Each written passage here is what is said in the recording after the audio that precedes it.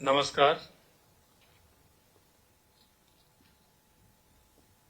आज जैसा कि आनंद जी ने बताया, आज हमारी कैबिनेट की बैठक थी। कुछ महत्वपूर्ण निर्णय उसमें हुए हैं, आपकी जानकारी में मैं देता हूं।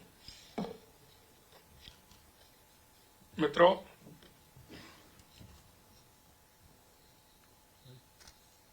सबसे पहले तो राजस्थान में बार बार बात आती थी पेट्रोल डीजल को लेकर के। आज हमने दो कार्य इसमें किए हैं। राजस्थान के अंदर डीजल पेट्रोल के अंदर विसंगतियां थी।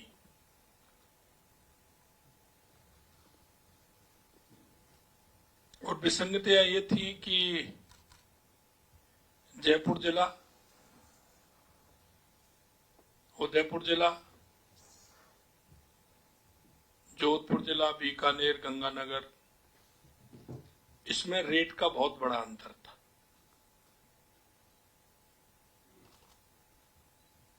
राजस्थान में डीजल में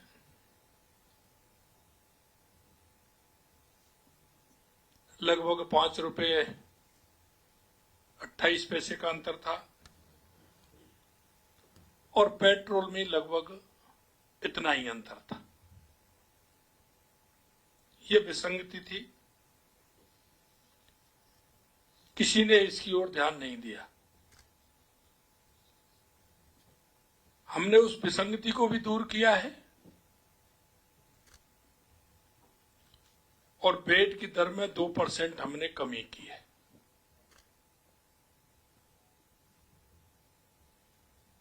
हमारा ये जो विसंगति, क्योंकि सबसे ज्यादा महंगा डीजल हमारे बॉर्डर के क्षेत्र में मिलता था, चाहे वो गंगानगर हनुमानगढ़ हो, जोधपुर जालौर हो, या हमारा उदयपुर का क्षेत्र हो, या कोटा का क्षेत्र हो। वहां के हमारे जो पेट्रोल पंप थे, क्योंकि डीजल दूसरे प्रदेश से लाते थे तो उनकी भी सेल कम थी, तो हमने इसे देखते हुए और महंगाई से राहत देने के लिए हमने जिस तरह से सिलेंडर हमने 450 रुपए में किया था, वही मोदी जी की गारंटी हमने पेट्रोल डीजल की बेट दर 2% की कमी करने तथा ऑयल मार्केटिंग कंपनी द्वारा युक्ति संगत करने के फलस्वरूप प्रदेश में पेट्रोल में 1 रुपये 40 पैसे से लेकर के 5 रुपये 30 पैसे तक कम होगा पेट्रोल के अंदर। इसी प्रकार डीजल में 1 रुपये 34 पैसे से लेकर के 4 रुपये 85 पैसे तक कम होगा। जहां पहले ज्यादा था वहां कम होगा और उस विसंगतियों को भी दूर किया है और हमने डीजल पेट्रोल सस्ता भी किया है।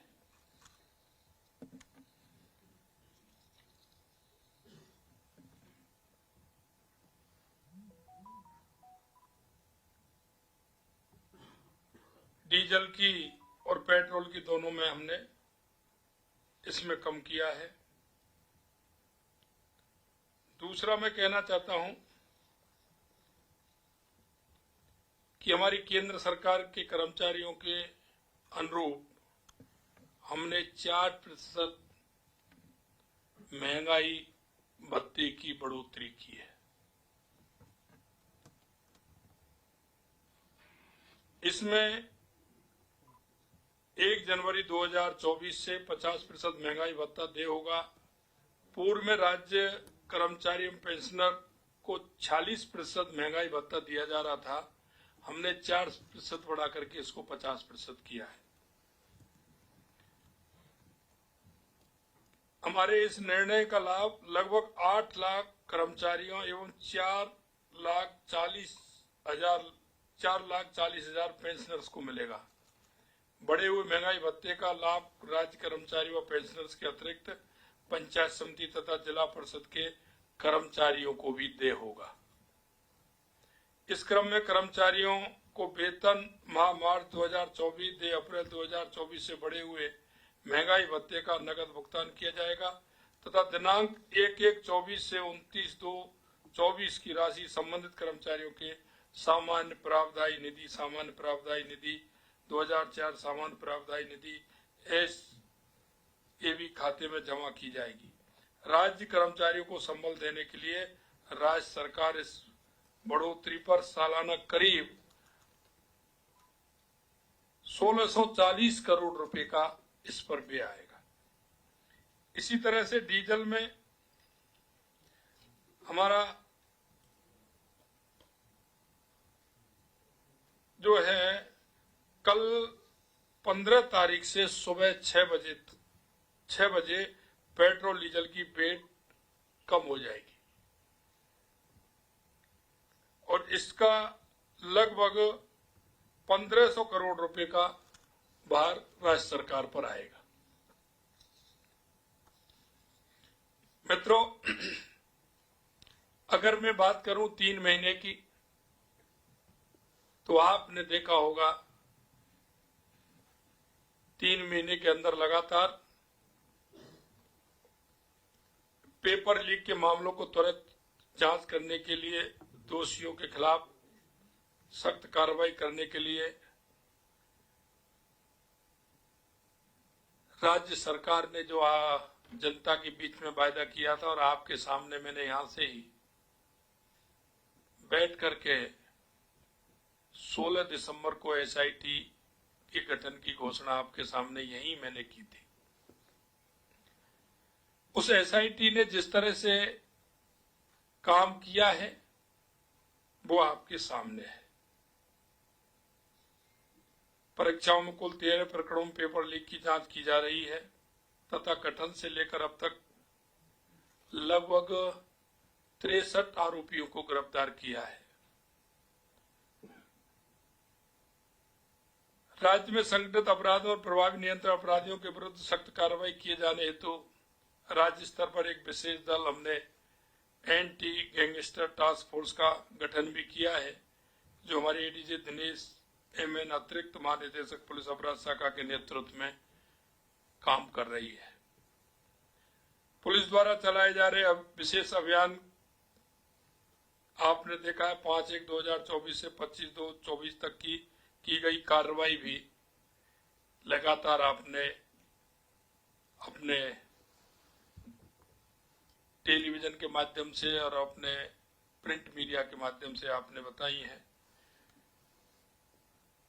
मैं अगर बात करूं 9,371 आदतन अपराधी, 10,052 में टॉप 10, 646 इनामी, 4,295 स्थायी वारंटियों को तथा 46 उद्घोषित अपराधियों को गिरफ्तार किया गया था। इसी तरह से लगातार आप देख रहे हैं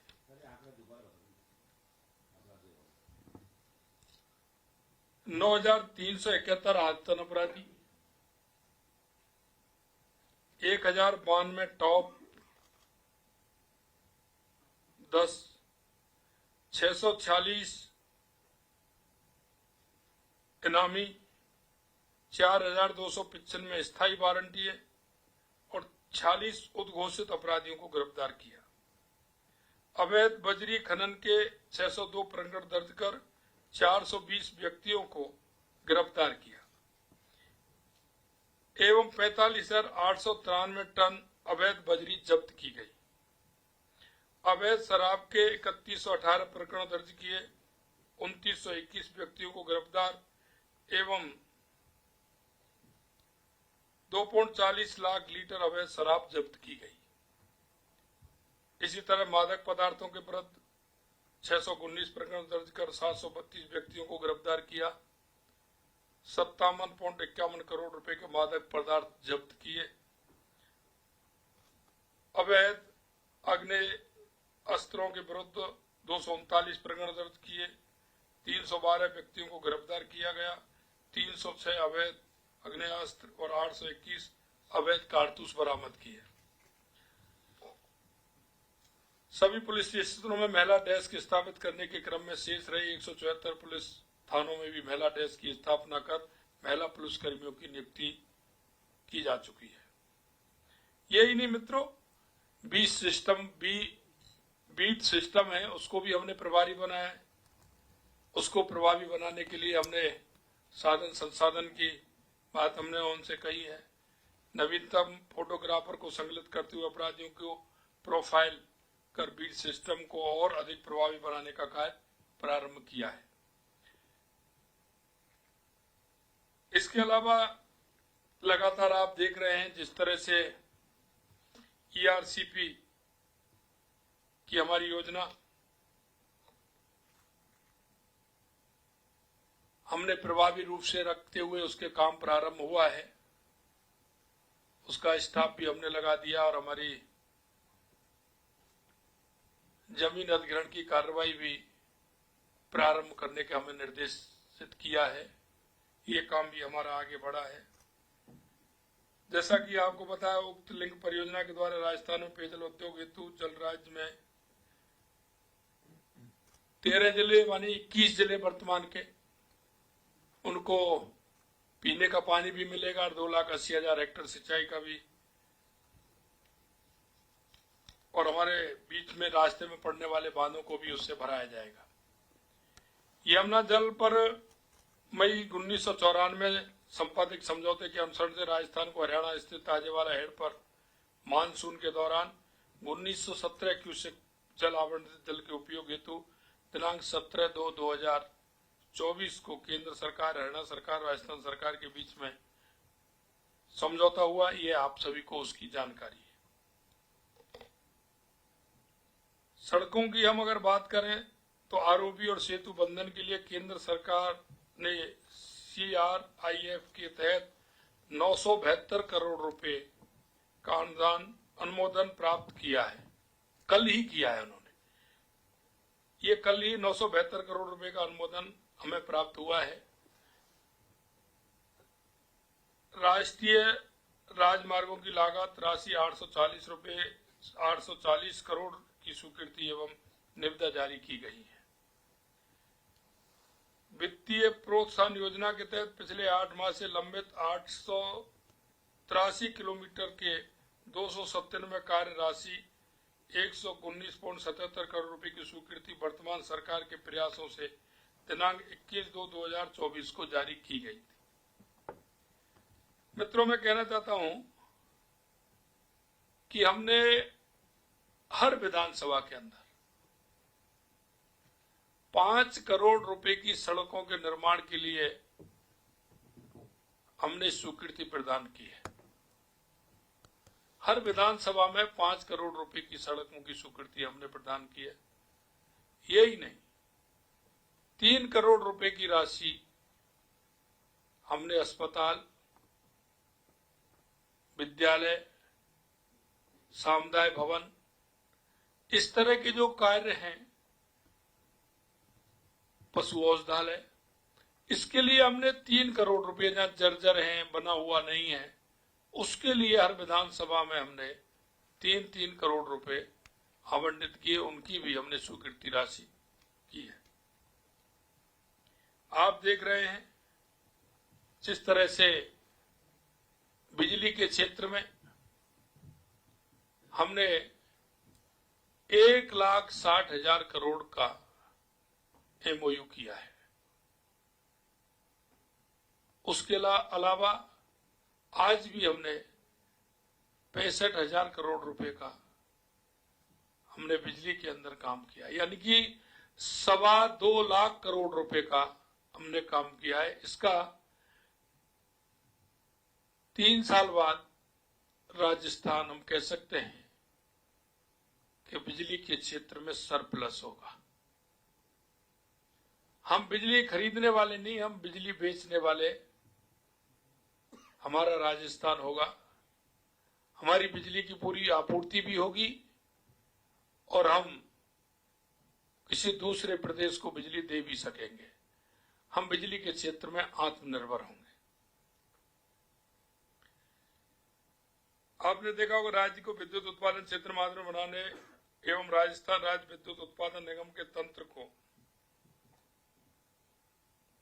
सुदृढ़ करने के लिए माननीय मुख्यमंत्री राजस्थान, माननीय केंद्रीय कोयला मंत्री भारत सरकार, माननीय केंद्रीय ऊर्जा मंत्री भारत सरकार की उपस्थिति में Rajasthan Rajya Vidyut Utpadan Nigam limited, NTPC limited, NTPC green energy limited, coal India limited एवं एनएलसी इंडिया लिमिटेड के मध्य दिनांक 10/3/2024 को 3325 मेगावाट की थर्मल परियोजनाएं एवं 28,500 मेगावाट की अक्षय ऊर्जा परियोजना संयुक्त उपक्रम के तहत स्थापित करने के लिए एमयू किया गया था। पावर ग्रिड कॉरपोरेशन के साथ राज्य में प्रसारण तंत्र को सुदृढ़ एवं विकसित करने के लिए संयुक्त उपक्रम में 26.74 शेयर धारिता के अनुपात में स्थापना हेतु एमओयू किया गया, जिसके तहत 10,000 करोड़ रुपए का निवेश होगा। राजस्थान ऊर्जा विकास निगम एवं एसजेवीएन के मध्य 600 मेगावाट सौर ऊर्जा परियोजना से बिजली की आपूर्ति के लिए पावर परचेज एग्रीमेंट पर हस्ताक्षर किए गए। इसमें 100 मेगावाट ट्रैफिक आधारित निविदा प्रक्रिया के तहत 2.62 पैसे प्रति यूनिट तथा 500 मेगावाट एमएनआरआई की सीपीएसयू स्कीम के तहत 2.57 पैसे प्रति यूनिट की दर से 25 वर्ष के लिए विद्युत आपूर्ति की जाएगी। इसमें हमने रेट भी निर्धारित की है और ये रेट एक दिन के लिए नहीं, 2 दिन के लिए नहीं, ये 25 साल के लिए है, क्योंकि आने वाले समय में आप सभी समझते हैं कि ऊर्जा की कितनी आवश्यकता रहेगी। उसे देखते हुए, जैसा कि मैंने पहले दिन आपको कहा था, हमारी सरकार योजना बनाते समय इस बात का ध्यान रखेगी कि वो योजना लंबे समय के लिए हो। आने वाले 20 साल, 25 साल के लिए हमारी, 30 साल के लिए हमारी योजना हो। अगर हम लंबी योजना बनाएंगे, उसे आगे देखते हुए बनाएंगे, तो वो योजना की लागत कम होगी और हमारा फायदा उसको लंबे समय तक मिलेगा। हमारी सोच हमारे राजस्थान को विकसित राजस्थान बनाना है। हमारी सोच हमें हर क्षेत्र में राजस्थान को अग्रणी राजस्थान बनाना है। चाहे हमारा पानी की व्यवस्था हो, बिजली की हो, और हमारी धीरे धीरे आप देखेंगे हमने जिस क्षेत्र के लिए योजनाओं की आवश्यकता होगी, वो योजनाएं हमारी 20 और 25 साल के लिए होंगी। मैं आपसे कहना चाहता हूं कि हमारी ये जो कोल आधारित परियोजना 800 मेगावाट सौर ऊर्जा परियोजना ट्रैफिक आधारित निविदा प्रक्रिया माध्यम से करने हेतु प्रक्रिया प्रारंभ कर दी गई है। इन परियोजनाओं को स्थापना से लगभग 64,000 करोड़ रुपए का निवेश अपेक्षित है। इसमें अलग अलग है, 4 हमारी योजनाएं, चारों में अलग अलग हैं। आज हमारी 65,000 करोड़ रुपए की है। इन सभी को मिलाकर के मैं आपसे कहना चाहता हूं कि इन योजनाओं को हमने जिस तरह से निर्धारित किया है, आज भी हमने जो एक योजना हमारी है उसको भी हमने 65,000 करोड़ रुपए की योजना बिजली की, एनर्जी की जो दी है, इन दोनों को मिलाकर के हमारी योजना काफी बड़ी योजना हमारी होती है, जो आगे हमारा 25 साल तक हमारा इन पर काम चलेगा। आपने देखा होगा हमने किसानों के लिए जैसा हमने कहा और हमारे वायदे में जो हमने आपसे बात रखी कि किसानों के लिए हमने किसान सम्मान निधि देने का काम हमने किया है और 100 दिन की कार्य योजना में भी हमने जिस तरह के कार्य किए हैं वो सभी कार्य आपके सामने आपको मिलेंगे।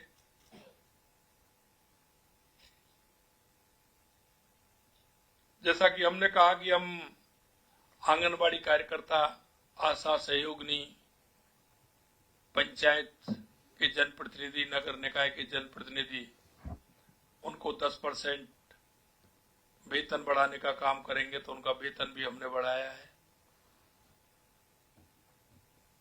किसानों को यही नहीं, सम्मान निधि के अलावा हमने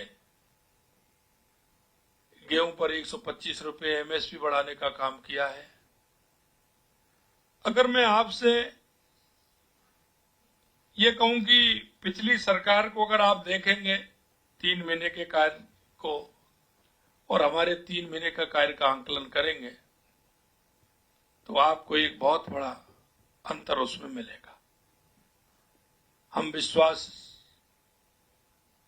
इसी पर करते हैं कि देश के प्रधानमंत्री सम्माननीय नरेंद्र मोदी जी कहते हैं वो करते हैं। भारतीय जनता पार्टी जो कहती है वो करती है। हमने जनता के बीच में जो वायदे किए हैं हम उस एक एक वायदे को समय से पहले पूरा करेंगे।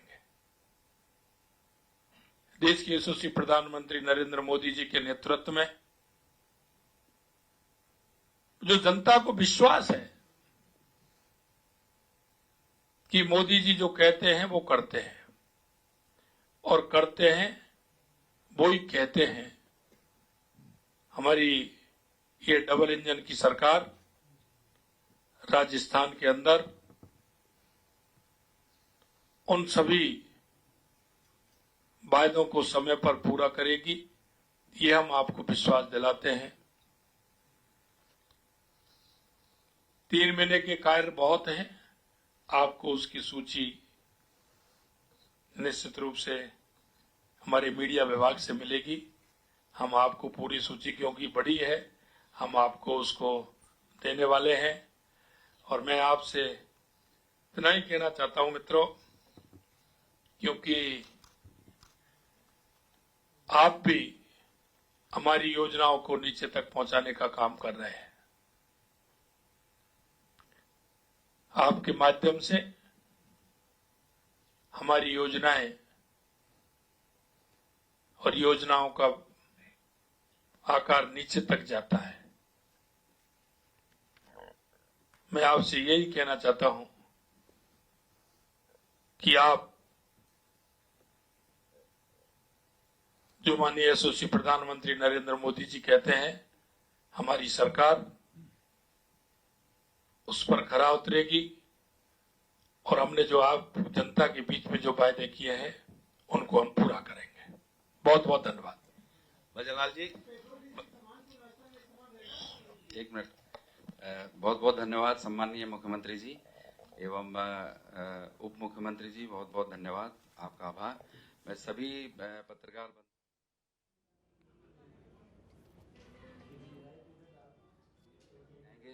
प्रेस ब्रीफिंग यहीं समाप्त होती है। धन्यवाद। आप सभी सवाल।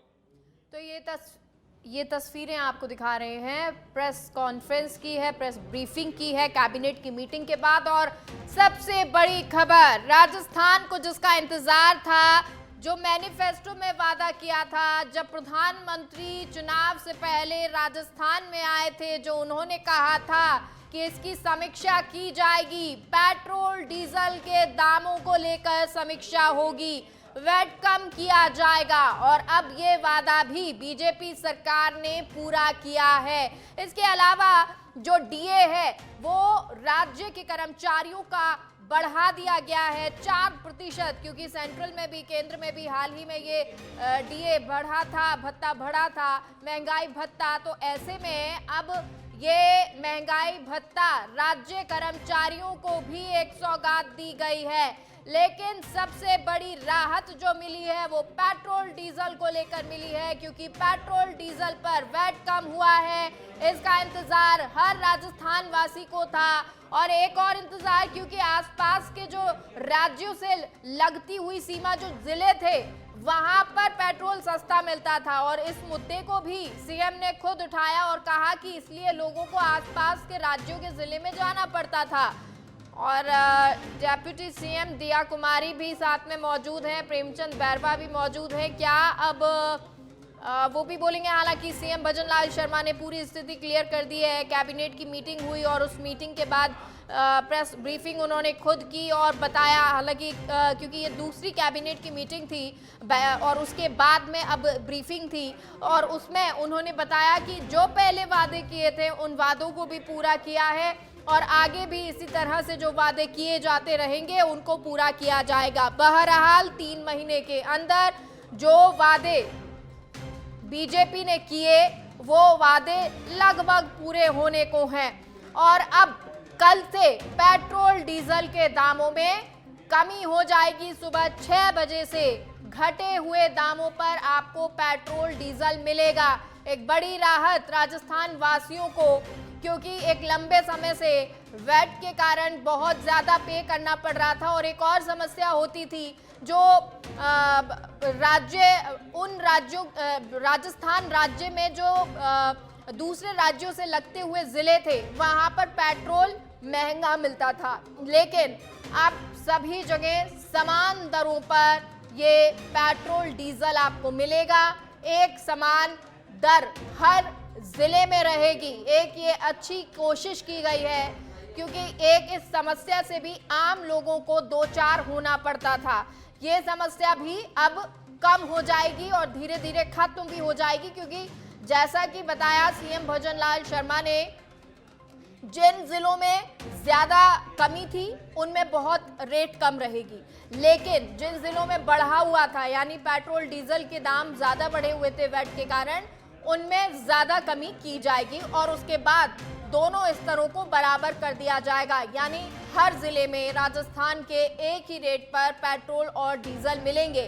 कल सुबह 6 बजे से ये नई दरें लागू हो जाएंगी। इससे पहले कुछ दिन पहले जिस तरह से हड़ताल पर पेट्रोलियम कर्मचारी गए थे, उसके बाद लगातार इस पर समीक्षा की जा रही थी, बैठक की जा रही थी और उसके बाद अब ये निर्णय लिया गया है। एक बड़ा फैसला राजस्थान के मद्देनजर। वहीं राज्य कर्मचारियों के लिए भी डीए में 4% महंगाई भत्ता जो है वो बढ़ाया गया है। राज्य कर्मचारियों के लिए भी ये सौगात है, ये अच्छी कोशिश कह सकते हैं। हालांकि सेंट्रल में यानी केंद्र में भी महंगाई भत्ता बढ़ा के 4% दिया गया है और उसके बाद ये माना जा रहा था कि राज्य में भी ये फैसला लागू हो जाएगा और ऐसा ही कुछ हुआ है। राज्य में भी ये फैसला अब लागू कर दिया गया है। वहीं सीएम ने ये भी बताया, क्योंकि आज का दिन एसओजी को लेकर भी खास रहा, जब वीके सिंह खुद मुख्यमंत्री से मिले थे, उनकी टीम मिली थी और आज की जो तस्वीर सामने आई थी, एसओजी की टीम मुख्यमंत्री के साथ में नजर आई थी। मुख्यमंत्री ने तस्वीर खिंचवाई थी और साथ ही साथ में ये बताया था कि किस तरह से पेपर लीक माफिया पर, पेपर लीक करने वालों पर और जो लोग नकल करते हैं उन सब पर नकेल कसी जा रही है।